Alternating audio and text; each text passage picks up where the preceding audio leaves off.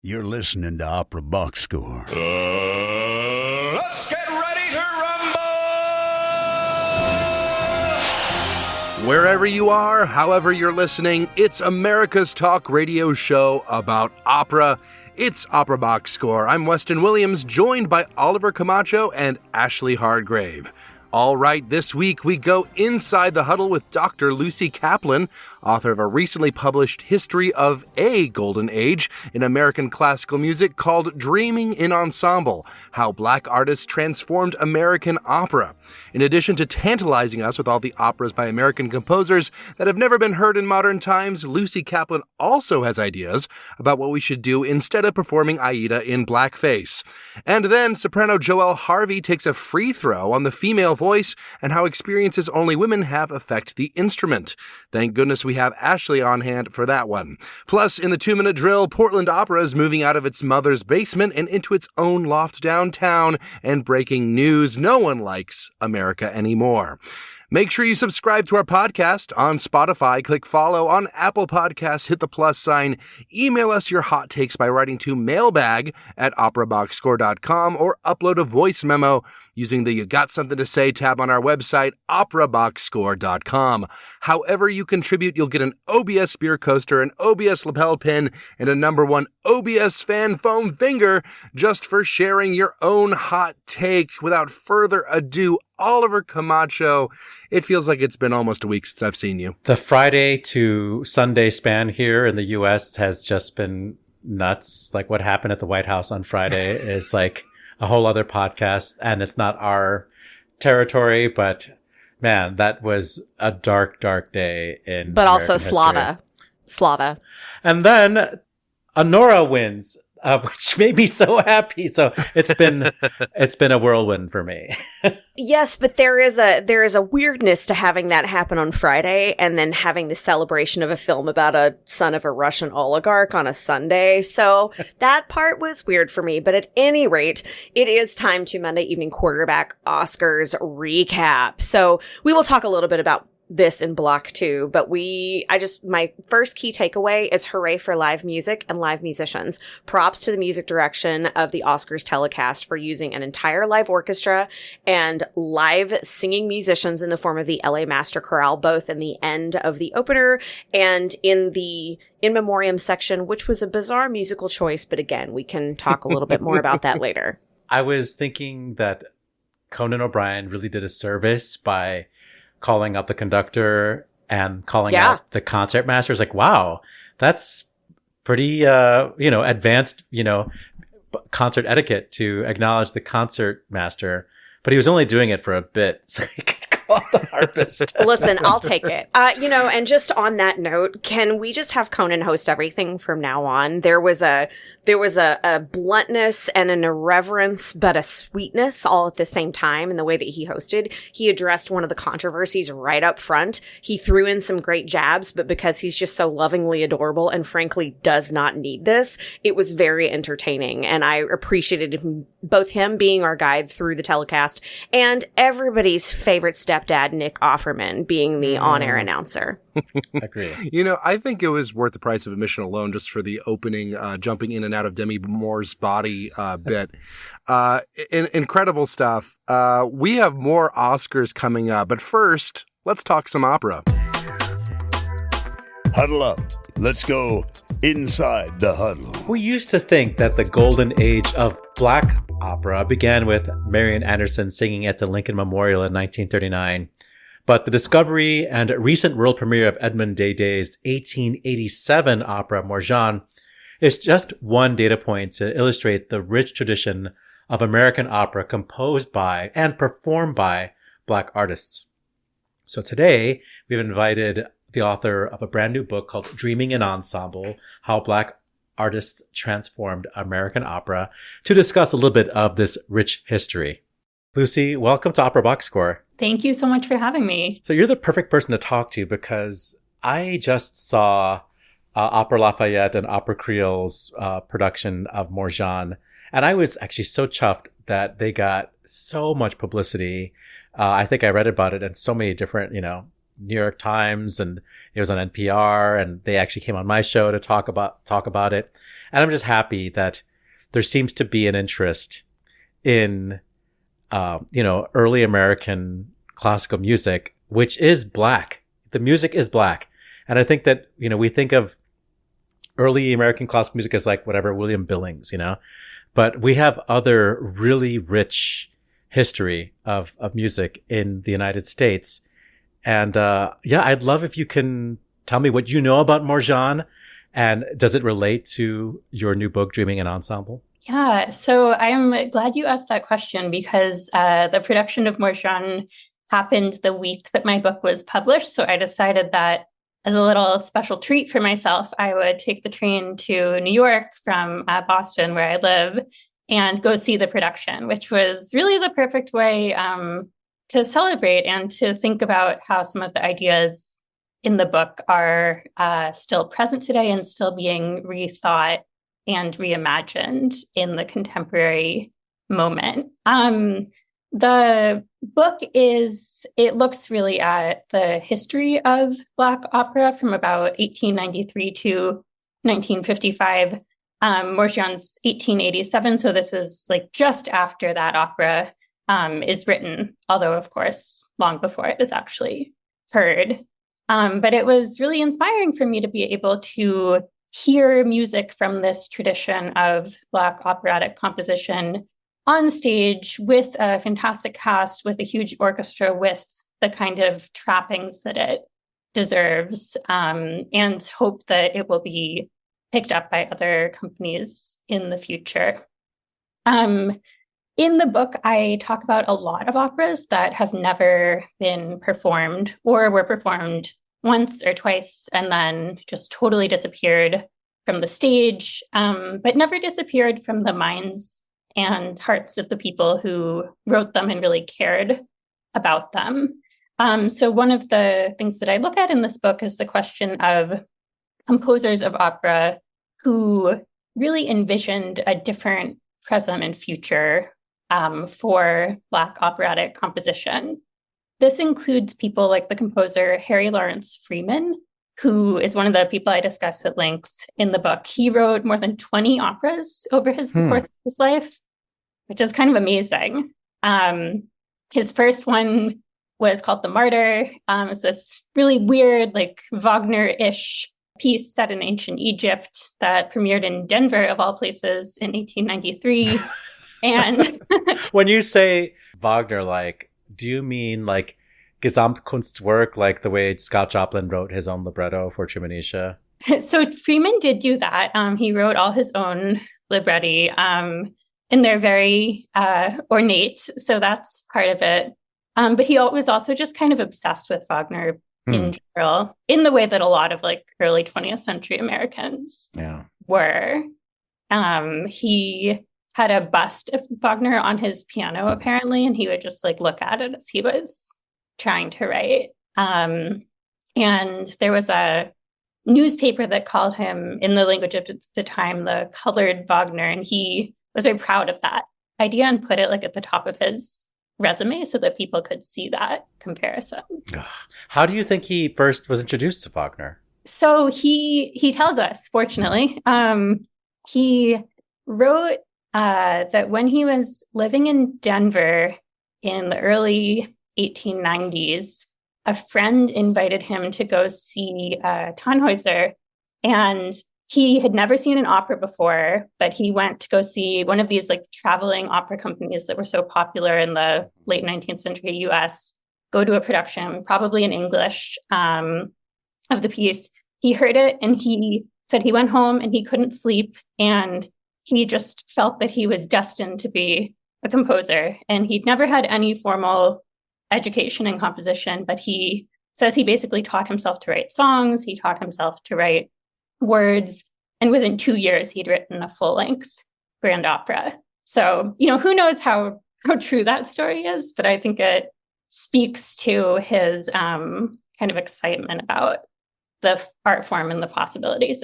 Do you know if he heard it in English translation or did he hear it in German? I think it was most likely an English translation. Okay. The companies around that time tended to do mostly English translation. I'm not trying to discredit anybody's intelligence or curiosity, but from his name, Freeman, I assume he's a descendant of former slaves. And so where would he have, learned German had he not been taught it, Yeah, I mean, I know that later on after this, he went back to Cleveland, which was the city of his birth, and he studied with a German conductor there. So there were a bunch of German immigrants around who he might have learned it from, but I think he more than likely first heard the piece in English. So you're talking about early 20th century, and we're based in Chicago, so we have Florence Price as our history of classical music composed by a Black person, and Margaret Bonds. So there is sort of like the Chicago Renaissance that runs parallel to the Harlem Renaissance. Can you relate the field of the Negro Grand Opera to what was happening in Harlem? Yeah, so Freeman, the composer I was just talking about, used that term Negro Grand Opera. And I should say that's obviously the language about race that would be used at his time and is no longer kind of the language we'd use today. But he was using that term to really ambitiously reimagine what opera could be and the role it could play within Black culture.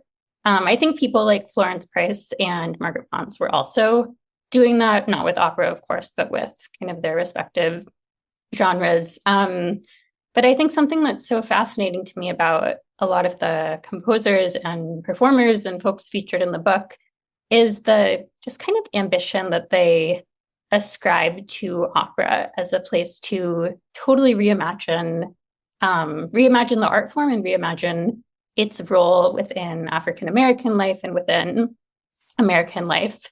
So, that's tied up in other developments that are happening at the same time, the Chicago Renaissance, the Harlem Renaissance.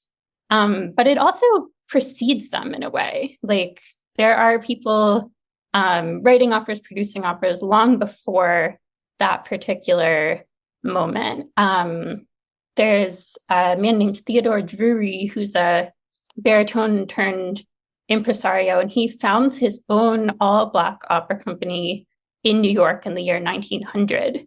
And people are always shocked by how early that is as a time for that to happen. But I think it speaks to this really enduring interest in opera even earlier. With the Harlem Renaissance and with this kind of broader flourishing of talent in northern cities that we can attribute also to the Great Migration and so many people kind of moving to the north and these concentrations of talent, there is a lot more collective interest in opera that's really exciting to see. And I think that's both, within African-American communities and also has to do with white outsiders' kind of newfound or renewed interest in Black culture during that time. So there's always that kind of double audience for these types of productions. I want to ask you a question that I didn't tell you I was going to ask you, but I'm going to see how you think about this. I have a very sort of like simplistic understanding of things, like on behalf of our audience, but maybe because I'm not intellectual, I always try to like simplify things. And I think of pathways of American opera as being, well, there's like this folk opera, like Gershwin and Carlisle Floyd, Susanna, that direction. Then there's like the modernists who try to push the form. And then there are the people who just sort of took ideas from music theater and put them into opera. And of course, all of those things can mix, but those are like sort of the three lanes. This era of opera, the Negro Grand Opera, the Black Grand Opera, do you feel like these were artists trying to tell stories with, a medium that already existed, or were they trying to create a new medium? That's such a good question. I think the kind of boring but true answer is it depends who you look at. Or maybe a more exciting way to think about that is they were doing all of these things at the same time. And often like within the same piece, right? So there is a lot of really ambitious effort to both draw upon what opera is already really good at, and also to rethink what it could sound like, what it could be like. Another composer, to give an example of this, who I talk about in the book, is a woman named Shirley Graham. She wrote an opera called Tom Tom that premiered in Cleveland in 1932. And it's this amazing kind of 3-act piece that has a first act that's set in West Africa in a kind of pre-modern time and uses a lot of like African folk song and only percussion instruments, and has this very particular sound world. The second act is set in the US South in 1865 and uses a lot of choral singing and spirituals. And the third act is set in Harlem in the 1920s and uses a lot of kind of jazz-inspired tunes. It sounds so cool. I want to hear this thing.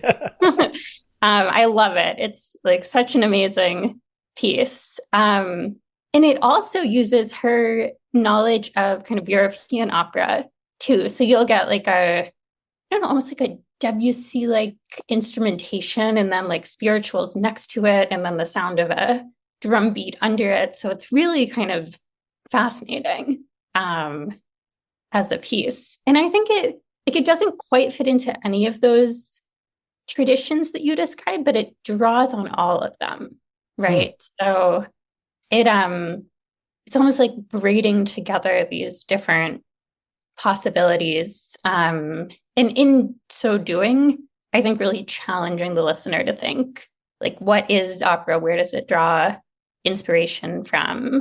Where has it been and where is it going? Well, we have to talk about 2 operas that feature Black characters that have been in the canon forever, both by Verdi, Aida and Otello, which you address in the book.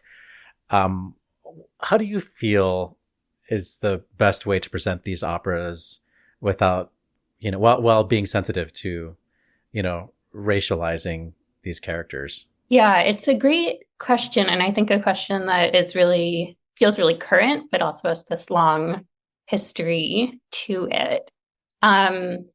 In the book, I quote the science fiction writer and cultural critic Samuel Delany, and he writes, from Aida and Otello to Porgy and Bess and Lost in the Stars, we as Blacks have been operated upon, have been operationalized by white composers, so that there seems to be a kind of massive charge running from white musicians to us as Black subjects. I think it's a really helpful way of thinking about like what's actually going on in these pieces that center a Black character, but are so tied up in histories of exoticism and Orientalism and kind of reductive ways of thinking about race and difference.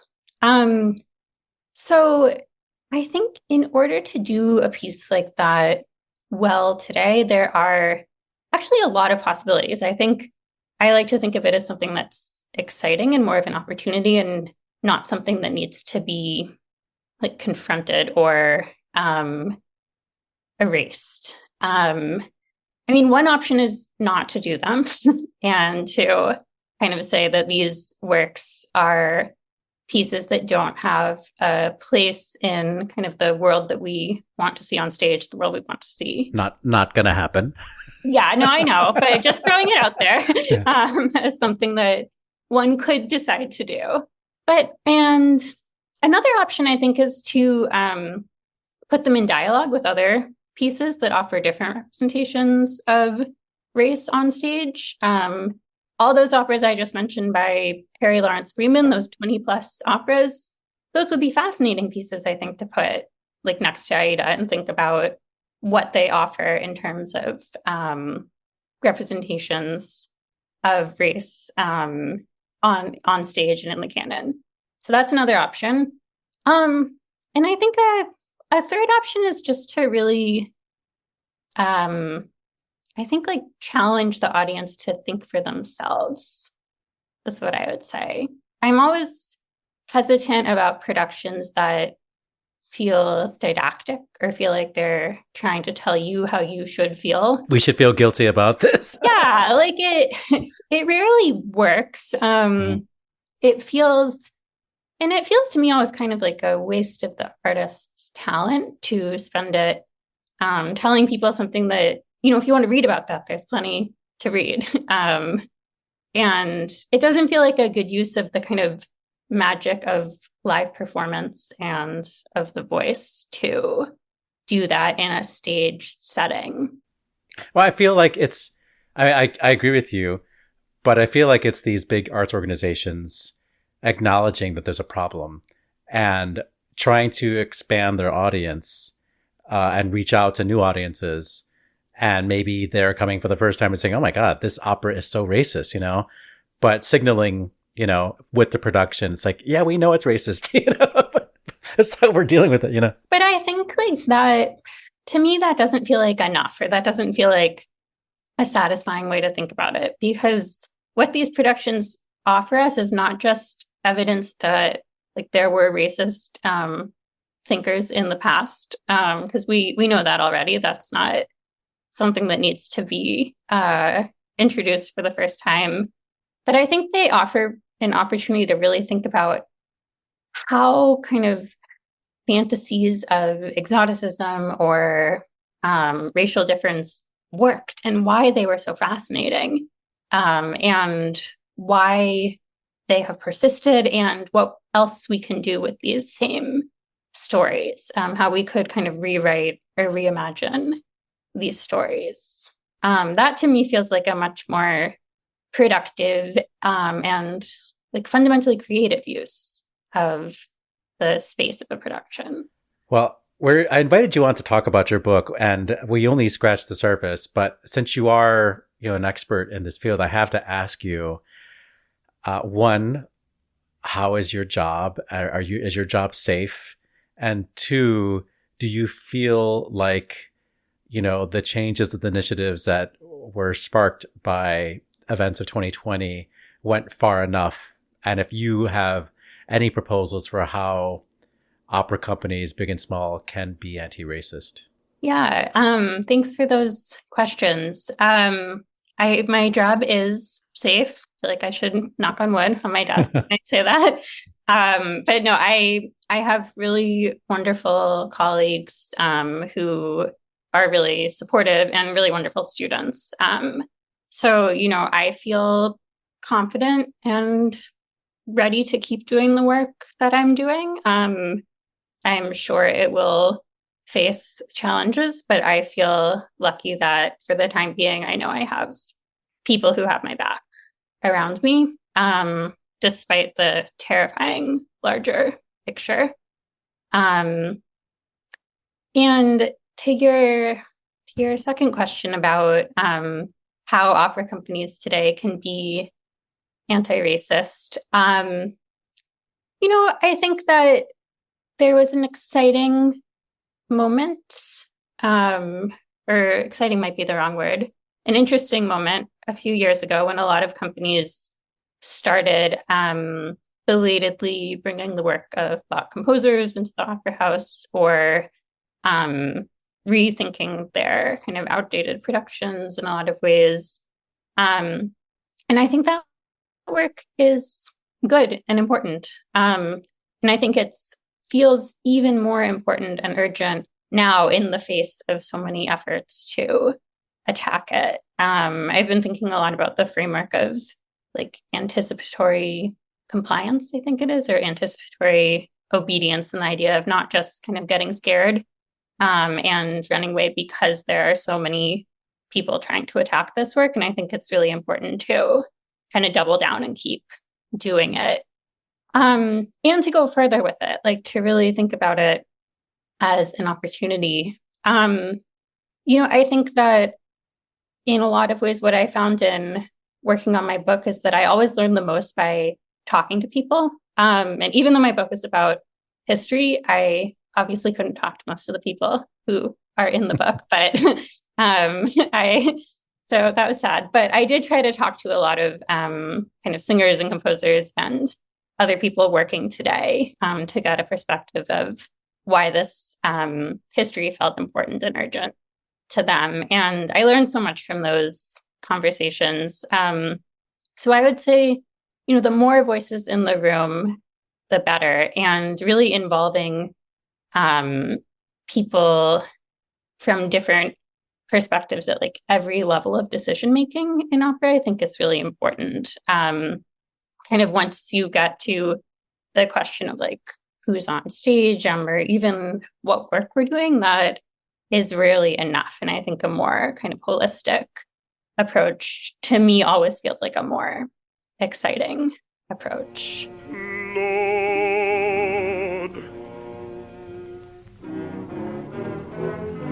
Lord Jesus, hear my prayer. As a poor sinner, I knows it done wrong, I knows it.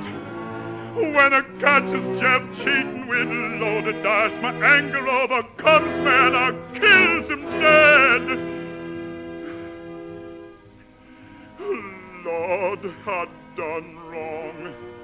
A very controversial recording that is from Louis Grunwald's The Emperor Jones, and that is just before the baritone, in this case Lawrence Tibbett, begins throwing around the N-word in that aria. That is a recording featuring Lawrence Tibbett, who gave the premiere of Louis Grunwald's The Emperor Jones. Even though that was a role associated with Paul Robeson, it was instead performed by Lawrence Tibbett in blackface at the Met. American history for you folks. To learn more about Lucy Caplan's book, go to the website, operaboxscore.com. We'll have a link to the webpage for her book. And it also includes a playlist, so you can just kind of get a sample of what music and what topics she talks about through music at operaboxscore.com. Okay, so the 007 tribute, the James Bond tribute. Okay, we gotta go top. First of all, yes. Second of all, we gotta go top to bottom. First, let's start with the opener. Okay, having Ariana do the opening Somewhere Over the Rainbow, moving into Cynthia doing Home, and then having the two of them do Defying Gravity together to talk about the different eras of this story. Absolutely beautiful. Even though I was in love with Ariana's dress until she turned around and I saw the weird shoe thing on her back, and then I was just completely taken out of it. But otherwise, top to bottom, that was a beautiful medley. It was absolutely done gorgeously. Shout out again to the LA Master Chorale for coming in on the big choral I Hope You're Happy and No One Warns the Wicked at the end. That was amazing. Okay, now we can talk about the 007 thing. They started with Diamonds Are Forever, and they had Doja Cat wearing a weird diamondy sort of thing, and she was doing like her best, or actually she was doing a Shirley Bassey impression. At least that was what I gathered from it. I like Doja Cat. I was really perplexed by this execution because, yeah, I mean, if you've ever heard the original with Shirley Bassey, she does a lot of like over the top enunciation, like diamonds are forever, like she does all this crazy stuff with her voice. And so you could tell that Doja was trying to sort of emulate some of that, but it was I'm trying to be so gentle with this, but some of the tonality was so far off of what I would consider the center to be that I was wondering if there was a monitor problem. It got a little avant-garde, I enjoyed it. It was a hoot and a half, but yeah, I was sitting and watching this with two other musicians, and each one of us, when you hear something and like you silently like are pushing on a brake or a gas pedal underneath the table so no one can see, but you're trying to like will it into existence. That's kind of what we were doing for sort of the opening sequence there. Song number 2 was our girl Lisa, and she did, which one was that? Did she do? Was it Live and Let Die? Yeah. Okay, Ayavol, why would we pick this? It's such a bizarre, schizophrenic song. There are so many better Bond songs. If you're going to hire pop divas, let them sing a pop diva song. There is a whole correlation here that I'll talk about in a second that I think I know where they were trying to go with this. It's a little in the weeds, but we can get there. But Lisa, formerly of this pop group, the thing about Live and Let Die, though, is that the beginning is this like goofy ballad with like all these interesting chord changes, and then it just goes to the ba-da-da, and that like the singer doesn't do anything. They just have to stand there awkwardly. So it's like this was not the song to put in a 007 medley. There are others. I mean, what's the Sam Smith one? That one would have been incredible. Even Die Another Day by Madonna. Lisa would have killed that. She would have killed that. And then we move on to our final one, our Skyfall, done by the soon-to-be next Adele, who is Ray. She was nominated for Best New Artist this year at the Grammys. She is an incredible performer and an incredible vocalist. Unfortunately, Skyfall doesn't necessarily show off the best of what she can do. So once again, I think there were some people that are like, what's going on? Listeners, if you have time, go and look up Ray, spelled R-A-Y-E, and just look up some of her performances. She's an absolutely stunning, gorgeous performer. She is an incredible artist. I just don't, again, I feel like an American Idol judge at this point, but it really comes down to song selection. And I feel like the song selection in this whole, top to bottom, medley was just, it missed the mark for me. This is the weird thing that I'm thinking, though. Stay with me and see how you feel about this. So we had Doja, we had Lisa, and then we had Ray. Doja is kind of our new eccentric, out of the box, doesn't really care what people think of her, Black pop artist, as was Shirley Bassey. Lisa, formerly of a famous foursome, now going out on her own. Who did the original? Paul McCartney, part of a famous foursome, now out on his own. And then finally, Ray. Ray is, when you look at Adele and sort of where she was in her career when she did Skyfall, Ray is on that trajectory. Ray is going to be the next Adele. I might be crazy. I feel like I have a corkboard and red strings, but I think that's what they were going for. My question was, why were they doing it at all? Because James Bond did not figure into the Oscars at all. So I was simply sitting there trying to figure out if they were going to announce a new Bond or not. And the answer was they did not. So if you know, please let us know. Mailbag at Opera Box Score. You can use the You Got Something to Say tab. Explain to me why they've done this to me, Weston, personally.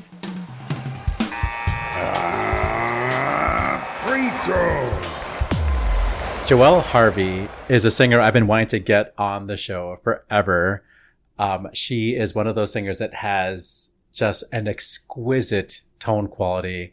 And every time I've ever heard her sing, and I've been around to ask people in the chorus or other professional singers, everybody's like, yes, that is like vocal production at its best. And she's a great artist on top of having just a gorgeous tone. But I think what we all love about Joelle Harvey is the command she has over her technique. I did an interview with her for my other job, and we had a few minutes to spare. And she was very generous with her time. And it was a topic that I wanted to broach with her because she seems to be very open about her personal life and the choices she's made in her career because of her personal life and some vocal scares that she's had. So in this conversation, we will talk about how she suffered a vocal hemorrhage and how she recovered from vocal surgery. We'll talk about her voice changing during perimenopause. And we'll begin this conversation with how her voice changed after giving birth. Joelle Harvey, welcome to Opera Box Score. I've been so desperate to talk to you for I don't know how many years now. I think you might have heard from your husband, Alex, like how many times I've wanted to like catch you in various, but you've always given the excuse, no, it's my daughter's day today. Or it's like, it's my day off from work, so it's time for my daughter. And I respect that so much. And I would never, okay, that's a great excuse. I don't want to be the person who like insists, oh, that's not important. As somebody who like had a mother who always chose work over me. Oh, no. Damaged. Yeah. That's why we're all in therapy now, right? Yeah. But as we were prepping for the other interview that we recorded for my other job, we were talking about your birthday. Happy birthday. You reached a round number, which I think a lot of people are surprised that you've reached because you still look like you're like 16 years old, on stage. Oh my gosh. That's just the grease that's on my computer.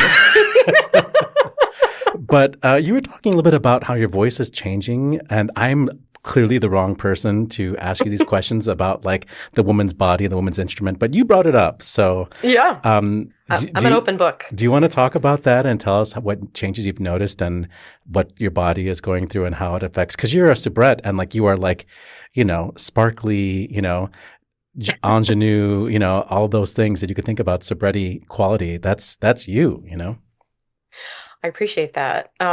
I mean, it doesn't sound like it right now. Sitting very low today. I think like throughout the pregnancy, I had really, really terrible morning sickness the whole time. So I was always nauseated and sometimes beyond that. But aside from that, I had like a great pregnancy singing wise. And I feel really lucky for that. I didn't do any opera while I was pregnant. It was only concert work. Oops. And then postpartum, I think everything felt good. I didn't do a ton. I did something, a very, very small thing with Washington Concert Opera when my daughter was like 3.5 weeks old, but it was local. So it was fine. And then closer to around 6 or 7 months postpartum, I started having like intermittent hoarseness, and I got scoped and checked out for all of that. This was like a 6-month process. Did they call it globus hystericus? No, Okay. no. No, I'm serious, because I thought I had, like, my friend, I had a lot of stress these past like 6 months of my life, and my cords were always thick, like always felt like there was something on them. There was nothing on them, but they always felt so covered with like just a layer of phlegm, and I could not, Like the dry mucus. yeah, and I could not phonate cleanly. There was always a little bit of noise, you know. It sounded like I was a cabaret singer for a while, you know. So, but it's gone. I mean, I think, so what I found out at that period of time, I ended up having a vocal hemorrhage just from clearing my throat, not from singing or anything. I had a vocal hemorrhage in the middle of a concert, rehearsals for concerts. And I got scoped and they saw the hemorrhage. And so I got like the cortisone, or not cortisone, whatever it is, shot in my butt so I could go through the concerts, get through the concerts. And then I went directly to my next set of concerts. But because of the steroid, I had hemorrhaged on the other side as well. Oh my God. So I had to cancel that, had to give those time to reabsorb, and I got checked out again. And the doctor that I saw at the time was a specialist. Like, he works with singers apparently, but missed that there was a varix on the cord that had initially What's a varix? hemorrhaged. A varix it's kind of just like a little open spot on a blood vessel where it's like a ticking time bomb, basically. So I was just I didn't even know about the varix until the following spring. I just knew that it was really hard for me to practice. I had no stamina. I didn't have ease at the top. I didn't have the flexibility I was used to. Meanwhile, my daughter is not even a year old yet. So it's like dealing with all of that. And, you know, your hormones are up and down, breastfeeding and not getting enough sleep and blah, blah, blah, all the stuff. And then the following spring, I laughed after a concert and How dare hemorrhaged. I know. Ridiculous. It's just crazy that neither time was it actually from singing. It was from clearing my throat and from laughing, which is just seems ridiculous. But at that point, I knew that I had to get something done about this varix. And so I explored my options, and I decided to have KTP laser surgery, which is a cold laser. And I had that performed by Peak Woo in New York. This was May of 2017, and had to be silent for a week, and then I could gradually pick up talking and practicing singing. And I went to Glyndebourne that summer for Servilia in Clemenza, which is, you know, teeny tiny role, but the perfect way to get back into it and one of the best arias ever. Back up. Right? Yeah. Totally. And so like for the next few years, everything felt great. I would get scoped yearly or a couple of times a year. And for about a year, I had another varix in another spot, and now the varix is gone. And so now I'm just dealing with, I'm like a year and a half into perimenopause. And so figuring out between that and like subclinical hypothyroidism, like how is that affecting my voice when it's not just my cycle, and like what's it going to be on any given day? And so just like figuring out a plan. I know not everybody's hormones affect them as much as mine apparently do. So I'm just a very sensitive creature. Thank you so much for sharing. I mean, like, I obviously am not a woman, and I don't get all of these things, but I'm sure people in the audience are nodding their heads. And I think you're being so courageous in saying this, because really your currency as a singer, besides your beautiful stage presence, is the quality of your tone. I mean, you get jobs based on your tone. It is one of those so well in tune, bright, but creamy at the same time. It's like I mean, I said this before, like you have like Sylvia McNair vibes, but with sort of the creaminess of like a Kathleen Battle, it's a very, very special tone quality, and people just, go nuts for it. And these little things that happen to your voice can affect your tone. Mm-hmm. For sure. I think that's so, like, this is, I'm just like constantly TMI in my life. So since starting perimenopause and realizing, we have such a wealth of information on the internet, sometimes too much, right? But I think about like my mom's generation, there just wasn't all this available. And HRT was discouraged because of some now debunked studies. But just the more that I was reading about it, the more I realized that there are things that I can do to set myself up better in a way. And so I'm in touch frequently with like my voice person is Wendy LeBourne, who was in Cincinnati. I met her like 20 years ago at CCM. And so I just check in with her from time to time as my body changes and as my voice changes, because I know what you just said, like the tone is the currency. And if that starts to suffer too much, that's less than ideal. So just trying to make sure that I am doing what I need to do to like acknowledge that these changes are happening and work rather than around them, work with them and get to the best place that I can. You've been interviewed on other platforms, namely Cincinnati Song Initiative's Song Cycle, where you and Alex talk about career choices you've made, especially around how opera is a longer time commitment. And at this stage of your daughter's life, you want to be home more. So you'll choose concerts over that. Do you see yourself returning to opera, or are you happy this way? I am happy this way, and I'm returning to opera. So I have a few things in the next couple of seasons. I don't want people to forget me, and I do love being on stage, inhabiting a role and getting to really like sink into something for a while. But I don't love that more than I love my daughter. So it's just I'm not there are some singers who just need to be on stage and in a role and the costume and the whole thing. And I don't need that. I'm happy to do it sometimes, but I'm also very happy to just stick on one of my gowns and do my hair badly and stand up and sing. You're on this recording of Bach Magnificats, not just J.S. Bach, but the other Bachs, with Arcangelo, one of my favorite groups. And Johnny Cohen is the love of my life. Likewise. Oh God, I'm crazy about him. But you're also on this recording with Yeston Davis, who I think he's my friend. I don't know. We've met enough times where I think I could call him a friend. But one thing that I'll never forget that he said on this podcast was about having a diversified career and making sure that people who do St. John Passion and B minor Mass know, hey, call me.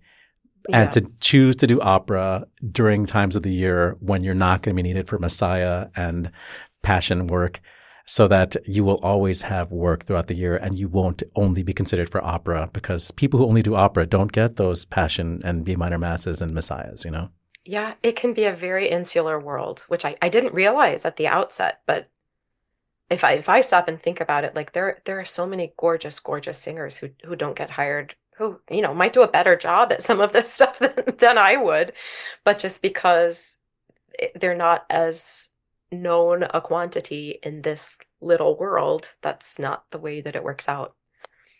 Yeah, it almost feels like the serious orchestral conductors. I'm air quoting here. You can't see it. They choose these more intellectual, like leader specialists for concert work, when there could very well be a great opera singer who would do Mahler songs or do whatever Brahms Requiem exquisitely, but they sort of feel like, well, she's an opera singer, Yeah, I think in my experience that from the conductor side, it's maybe less of that, and it's more in not necessarily the admin, but not necessarily every casting person at every orchestra knows a whole lot about singers or singing, and so they will look to other orchestras to see who they hired or who they would recommend.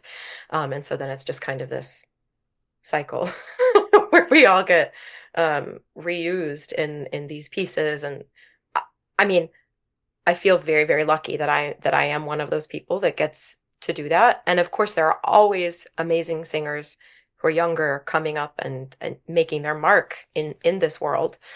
I think it's really, really challenging to make a career or to build a career as just an opera singer or as just an oratorio singer or just a recital or art song singer. You can't really do that anymore. I think maybe you could 30 years ago, but you kind of have to be ready for anything right now. Do you do Brahms' Requiem? Yes, I've done it a couple of times. So what is harder, the Dulcissime of Carmina Burana or the fifth movement of Brahms' Requiem? For me, the Dulcissime, because my voice is fairly short. And I have that at the top, but I just always worry about it. I probably don't need to worry about it, but it's also one of those moments that, people are waiting for. Mm-hmm. Like it's O Fortuna and then a couple things and that, right? Like if they know anything about the piece. So I don't know. I mean, it is super exposed, but I always think of like the poor soprano who's just sitting there for 40 minutes.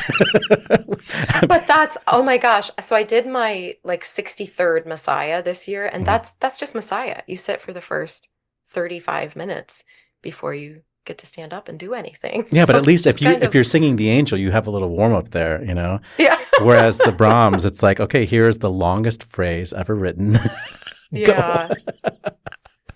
I don't know what it is. I feel like, and I know I'm not the ideal voice for everybody to sing the Brahms Requiem, but I really do enjoy singing it. And I think 10 years ago, I probably wouldn't have enjoyed it so much. It would have felt slightly out of reach, even if it wasn't necessarily. But now it just feels comfortable. And I feel really confident in my breathing and in my body because I'm fat now. I just have more there that I can rely on in a way. Myself I shall adore if I persist in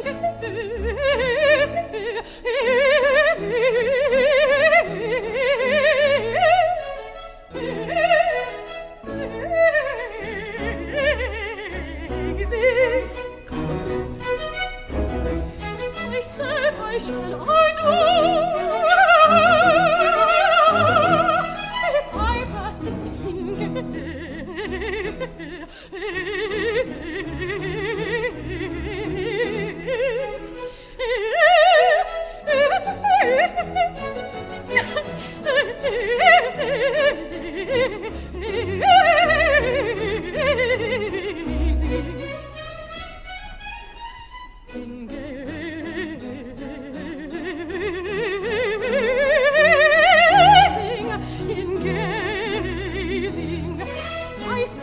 Just a little bit of Joelle Harvey singing Myself I Shall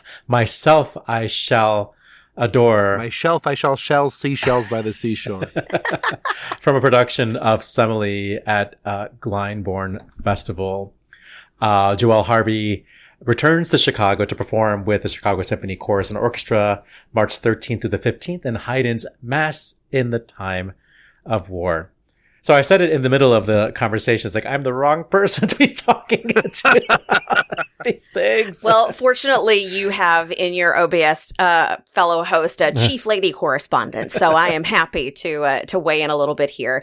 I am both a lady and someone who happens to be in a similar age bracket to Madame Harvey. And so much of what she spoke of in this, I really, really felt, and it resonated with me. Singing is vulnerable enough, but when your instrument suddenly decides to start changing, largely without your permission, it's like running a race on an extra leg that's just been added to you for no reason. It's like you can do it, but you can't rely on the tips and tricks that you used to, or all of the training that you got all those many years ago. And so it really is like you're you're almost like a stranger in your own body and brain as you're trying to find this new way to navigate this language that you already know how to speak, but just not quite in the way that you used to. And it doesn't mean it's better or it's worse. It's just different. And that foreign feeling is it can be really unnerving. I know it certainly has been for me in, going through a period of not singing, in having the complications from long COVID.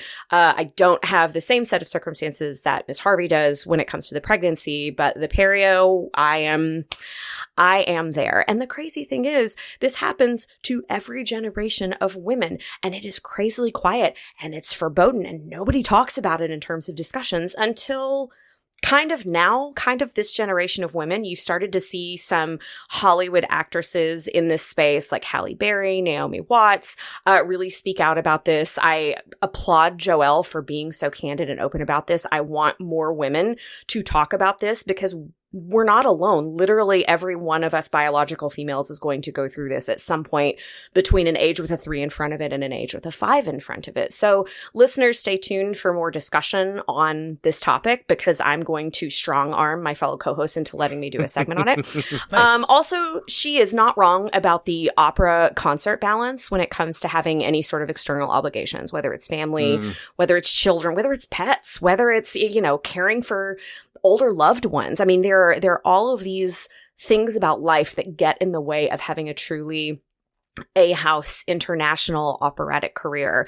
And I applaud her for sort of continuing to try to maintain the balance. But that's one of the things that I really love about concert work as well is, you do your prep, you show up, you do your thing, you get your check or go home. And so you're only away from home for a couple of days as opposed to weeks and weeks of rehearsal at a time, which would keep you tethered to, at the very least, it keeps you tethered to cities so that you can get in and out of them. But it's a constant sort of conversation, again, that we've been having over the last generation or two.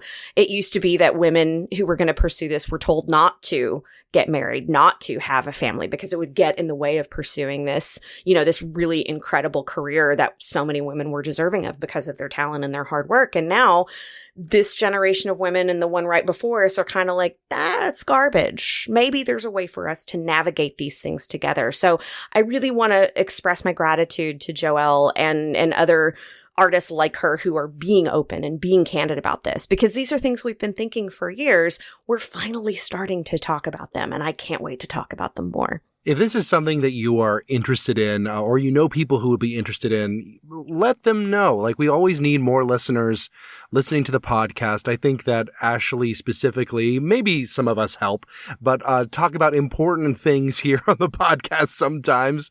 So help us spread the word. If you know someone who's interested in opera or topics like this, why don't you just point them our way? And while you're listening, why not check out your Spotify, your Apple Podcasts? If you have got a minute or two, write us a review, unless it's a bad one, in which case, don't bother. 2-minute drills right now.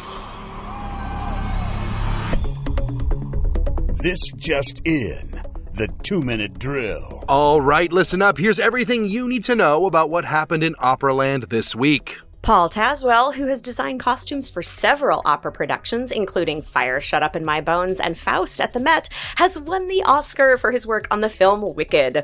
Maria, on the other hand, won no awards at the Oscars, surprising no one on this panel. Ticket sales at the Kennedy Center have dropped by a reported 50% in the days since President Trump installed himself as chairman of the board.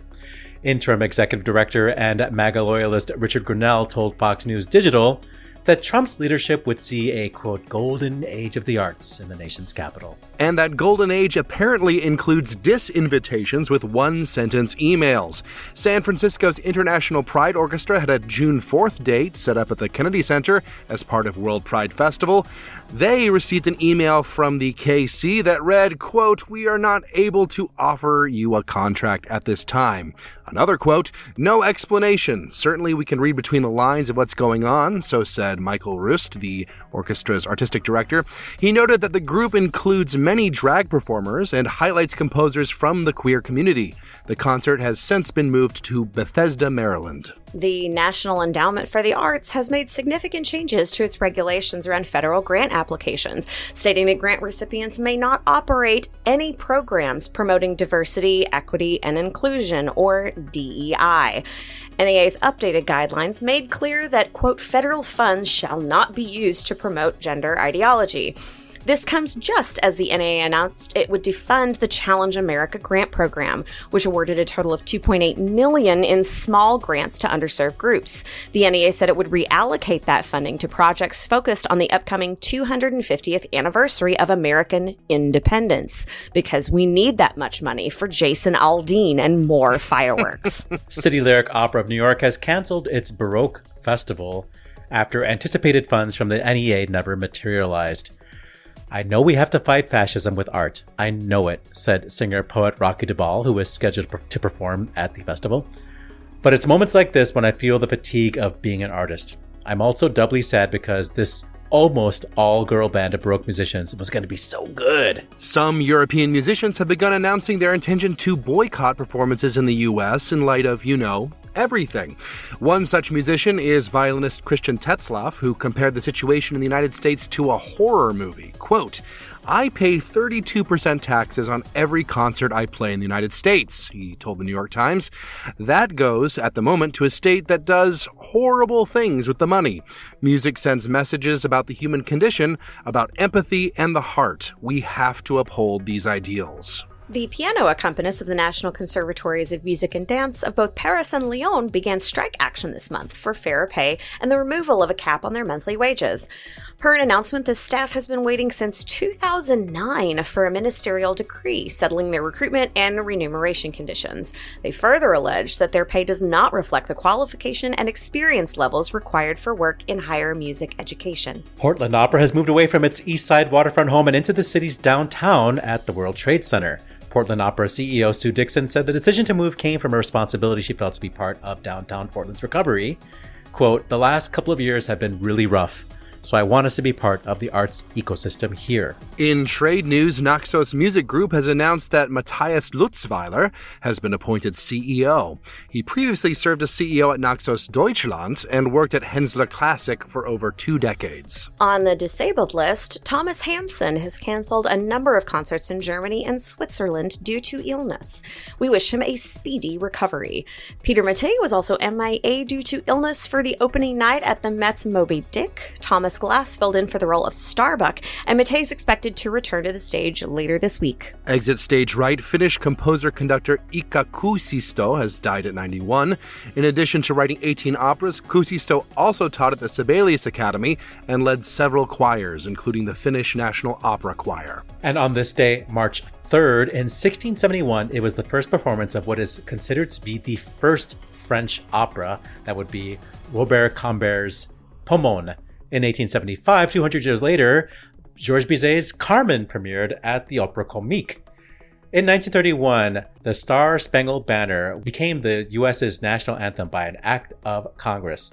In 1963, it was the first performance of Giancarlo Menotti's television opera Labyrinth on NBC. And also on this day, March 3rd, Marilyn Horne made her Met debut as Adalgisa in Norma. Birthdays include baritone Bogomir Korsov, born this day in 1845. He sang in the premiere of Tchaikovsky's Mazeppa and Rachmaninoff's Aleko. In 1857, French composer Alfred Bruno was born in Paris. In 1913, American composer Margaret Bonds was born. Tenor Robert Nagy was born in Ohio this day in 1929. French soprano Rachel Yakar was born this day in 1938 in Lyon. Happy birthday to American soprano Roberta Alexander, born this day in 1949 in Lynchburg, Virginia. And happy birthday to Ecuadorian composer Arturo Rodas, born March 3rd, 1954. And that's your 2-minute drill.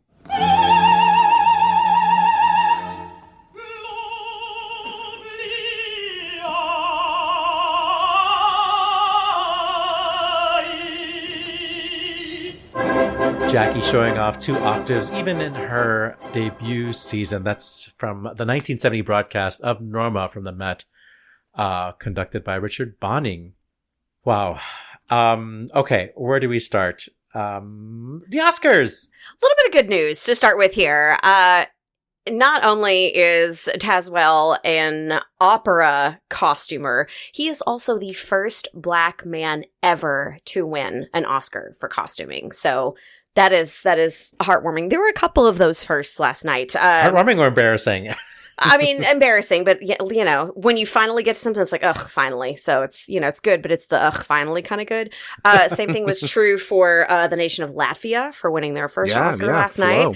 Same for what's her face? Dominican. Zoe Saldana being the first person of Dominican descent to do that. So there were a couple of firsts last night, but at the top of the list for me was Tazewell. Yeah. Yeah, and he's related to opera. Yep. So that's even better. You know, it's not better, America. There's the transition. I was trying to find it. That was, yeah. So the big, it was kind of funny earlier before we started recording, just to give our audiences a peek. Oliver was like, what should we highlight from this week? And Ashlee and I were like, everyone hates America. And we're, because, man. And we do not blame them right now. I can't really do it. I think obviously the big sort of crash in ticket sales, you know, gives me a little bit of hope that there are a lot of people out there who are also very peeved at everything that's going on.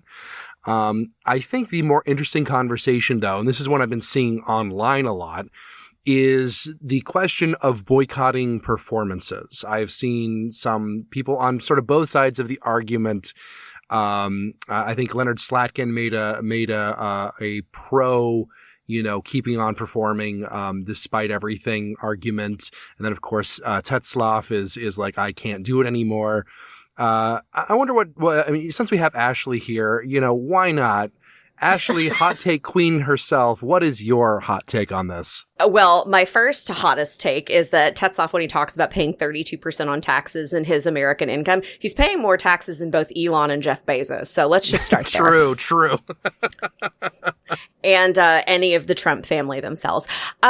It's, you know, I've been having this conversation on and offline with artistic professionals and nonprofit federal government employees. And the first thing that I think about is going macro. You know, when we look at sort of the area around the Kennedy Center, it is a destination, but it's not just the Kennedy Center that's part of that economy and part of that market. Inside that building, aside from ticket sales, there are all of the people that are working in services, in beverage, in food, the ushers. And then outside of that, you know, when you go to an event at the Kennedy Center, it's an event, which means that you're also going to be investing in money around that, whether it's running out of gas and going to the gas stations right next to the Kennedy Center, or you're going and having dinner somewhere, you know, in sort of the Capitol Hill region before you go over to the Kennedy Center. So in boycotting performances, you know, indirectly, these other businesses are going to be losing business. So that's one of the things to think of. And to pull completely out of the area of DC, you know, I applaud that the Pride Orchestra from San Francisco, they have moved their concert to suburban Bethesda, which is another area right next to DC that could absolutely benefit from having that sort of commerce and income generation in that area. So I'm really glad that they didn't just say, like, you know, buzz off DC in general. They found a place for it. And I've seen a couple other people that do that as well. Rhiannon Giddens, when she pulled from the Kennedy Center, is moving to another theater in the DC area. So I often think if you're going to pull out, that's the move. But the question that I have had for both federal employees and, you know, people in the arts that are connected to the KC in some way is, I understand the want to sort of remove yourself from the situation out of frustration or anger or disgust or to prove a point. Like, I think that's an absolutely valid set of emotions. I also think that if all of the good guys leave, who is left? So when I think about the artists like Karen Slack, for example, Karen Slack is keeping her date at the Kennedy Center. She is keeping her programming at the Kennedy Center. And at least as of the time of this recording, it's still on the books. It's still happening. And so there was an online discussion of somebody saying, hey, we should go support her. And some folks being like, nope, I can't do it. I'm just too mad. I'm too angry. And, you know, I get that emotion. But again, that counterpoint of, you know, it's really bold and brave and badass of her to like continue this and to say, no, we're gonna do this, you know, because this is the country's house. This is the people's house. Even though there are some inmates trying to run the asylum, it's, with any luck, I'm knocking on every wooden surface I can find. There's going to be a way to salvage this. And so I know this is not the last time we're going to talk about the Kennedy Center. It's certainly not the first time. Even in the weeks that I've been absent from recording, I know this is something that's been spoken about. But it's really, I struggle with this, honestly, because my immediate reaction of anger and disgust is like, to hell with them and like, you know, move my business and put it elsewhere and back out. But then I'm like, but if we all leave, you know, I have a friend that works in the federal government in a relatively high profile job. That is as much as I will say. And their circumstances in employment it's really tough. It's really hard right now for them. And they have often considered throwing in the towel because they just don't feel like they can do it anymore. But again, it's that concept of if all the good guys leave, who's left and who are they going to be replaced with? So like we need people in there fighting the good fight. And whatever side of the energy of this battle you're on, I think is okay. I think it's important that we keep enough people on both sides to keep the fight going. You need someone to sabotage things, you know, when it comes right down to it. Just an emotional, metaphorical machete. Just, you know. Yeah. And like, you know, I do think there's something to be said for like, you know, make them fire you, you know, like, you know, there's something to that. And I think if enough people just simply said, well, we're just not going to do that, maybe we would have, you know, not quite as fast a backslide as we're currently having. At the same time, though, like, you know, I do think that depending on a specific circumstance, the specific message being sent by not going can be very dramatic. But I think it depends on the circumstances. It depends on the sort of optics of any one individual action. I think there's a lot of propaganda value in staying sometimes and a lot in leaving, you know, and I think that that's something that you have to come to. And sometimes, you know, going and like, you know, really like letting someone have it in your performance is even better, you know, like, I definitely do see both sides on this one. And, it's, we sure are in a place, folks. Yes, we are in quite the pickle. Here's how I see it. Resistance comes in several forms, and there are ways to work it from the inside and there are ways to work it from the outside, and you need both and so I think whatever people are feeling as to how they want to interact with this whole situation is appropriate, because you kind of have to meet yourself where you are. The only way out of this is going to be together and through, and what that together and through looks like is still, being discussed and decided. But at the end of the day, it's okay to feel hopeless right now, I think. I think it's okay to feel frustrated. I think it's okay to feel angry, because we have to process those emotions so that we can get up and live to fight another day. The only way out of the podcast is through. Good call, bad call. It's right now. Good call, bad call on Opera Box Score. Good call, bad call. That's how we end things around here. Let's start with Oliver Camacho. Just a gentle reminder to you all that Lisa Davidson is pregnant, and that she is currently rehearsing what will be her last stage performances until 2026. And we're all able to watch it in HD. That's going to be the Met HD cinema broadcast of Fidelio, with friend of the show, Lisa Davidson, and friend of the show, Ying Fong as Marceline. I would say, I'll see you there, but, it's a theater that's dark, so who knows if I'll see you. Ashlee Hardgrave. 2 little calls. The first is somebody we didn't get to talk about during our musical Oscars talk was Queen Latifah doing Ease on Down the Road during the Quincy Jones tribute. The whole thing, again, song selection was a little weird, but I do love Ease on Down the Road. I do love that we got to hear the Wiz not once but twice in the Oscars telecast, but at any rate, props to Queen Latifah. We love a Dana Owens moment. She's great.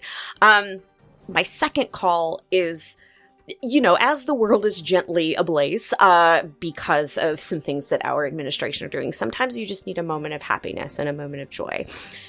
There is a pizza restaurant just down the street from me called Bartoli's Pizza. It's in Westtown, and their social media accounts are wonderful. Specifically on TikTok, you can also find them on Instagram. It's Bartoli, Bartolis Pizza. They have a doggy walk-up window, and there's a wonderful woman who works there, and her name is Stacy, and she films all of the dogs that come by, and she has milk-bone treats for them. When the Valentine's Day holiday happened, she had little Valentine's Day gifts in the form of like pizza chew toys for all of the dogs, and it's just... It's very good boys and girls that just fill my heart with joy and give me a balm that I need. So if you just need to sort of unplug for a few minutes, go on the Bartoli's Pizza TikTok, watch Stacy give all of these fabulous dogs treats. I have an parasocial relationship with dogs that I don't actually know. I saw one of them on the street the other day and I screamed, "Butters!" His owner didn't know who I was, but I've seen 11 videos of that dog on TikTok. Luckily, he didn't find me creepy. But yeah, Bartoli's Pizza dog window, it will warm your heart. Incredible. I have a good call, and that is in the In Memoriam segment, there was the Lacrimosa from Mozart's Requiem. So weird. A bold choice, but honestly, I enjoy a bold choice. I think that, I think it's doubly funny considering that music specifically has been a bit of a meme on TikTok for the past year and a half or so, which I feel like is why they picked it. I think that they could have gone even weirder, though, and gone with Tuba Mirum from Alfred Schnittke's Requiem. But that's just me. That is it for this week's edition of America's Talk Radio Show about opera. Make sure you subscribe to the show wherever you get your podcasts. Get your voice heard and find links to stuff we've talked about at our website, operaboxscore.com. And that's also where you can get your money where our mouths are. Give back to the OBS using the Support the Team tab. Your announcer is Norm Woodell. Your creative consultant is Oliver Camacho, and your audio editor is me. The executive producer of the OBS is George Cedarquist. For co-host Ashlee Hardgrave with guests Lucy Caplan and Joelle Harvey, I'm Weston Williams, asking you to continue the conversation about opera as you get defunded for promoting gender ideology. We're back with an all-new show next week, plus you get more opera headlines, more hot takes, and more Baroque girl bands. Join us.